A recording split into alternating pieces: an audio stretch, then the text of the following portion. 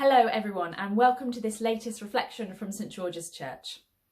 Now I want to talk to us today about the topic of joy.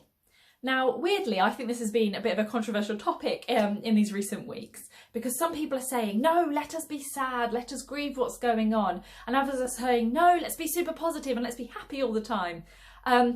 And I think that there's probably a good balance of both of those. And I don't think that joy is really about either of them, because I don't think being joyful is just being happy and smiling all the time.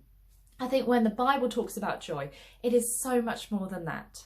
And I'm sure just like me, your emotions have been a bit all over the place this past couple of weeks. I know I've been massively up and down.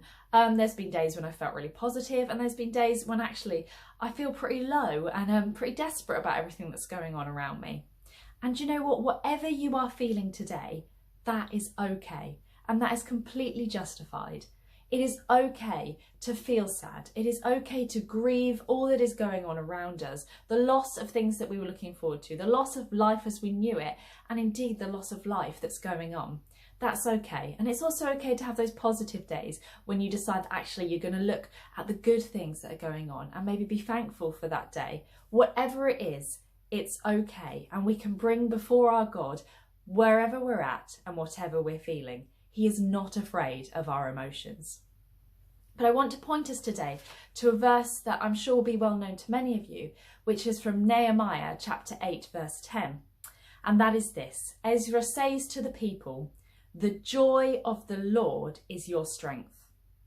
Now, he wasn't saying this to a happy bunch of people who were like, yes, it is, we're all very joyful today. Not at all.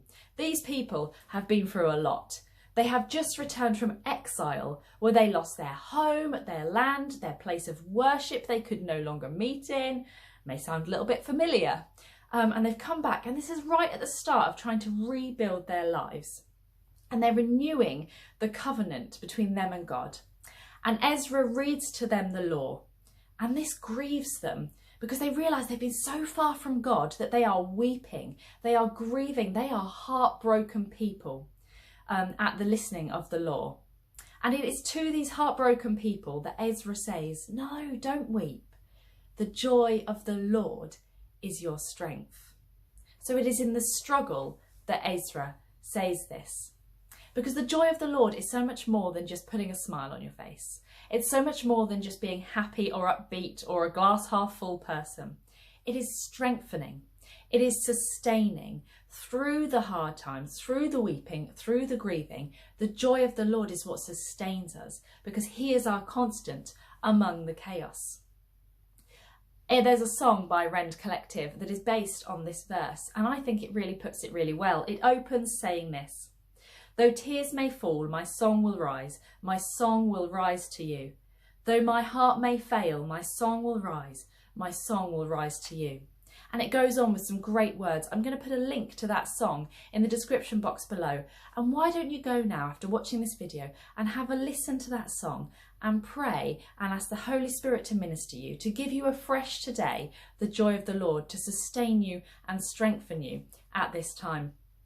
I also want to point out that in that verse that Ezra says, just before, he talks about the people sharing with one another. They're in the same sentence. Go and look it up in Nehemiah chapter 8. That idea of giving, of kindness, is right next to that idea of joy. How joyful have you been in the past when you've given someone something or you've been kind to someone else? And actually that's a really good way that we can have joy. It gives us joy to share what we have with other people. So think about a way that perhaps you could do that, because joy is not meant to be hoarded. The good news about God is not meant to be hoarded, but is meant to be shared with those around us.